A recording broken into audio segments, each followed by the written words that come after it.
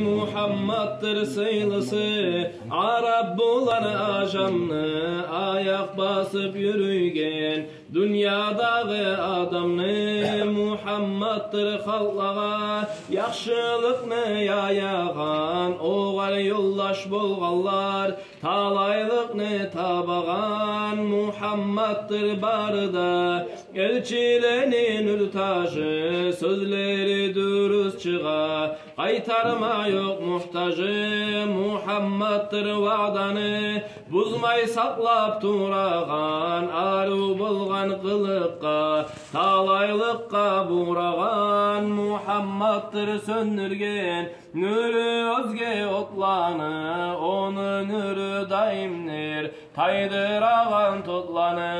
Muhammed'dir hikmatlı adil bulan turağan, ni'matlanı ma'danı hukmulanı kurağan. Muhammed'dir yaxşısı mahluknu yaratılgan, barıda elçileni kitaplarda aytılgan. Mevla'ya salli ve salim daiman abadan ala habibike hayril halqi kullihim. Muhammed'dir hak dinni hadisi barakalamı, hak dinni zahir eti bugün dünya alamı. Muhammed'ni eskermek ruhudur çarkı bizni, şükrlük etme borçtur çırağı bari bizni.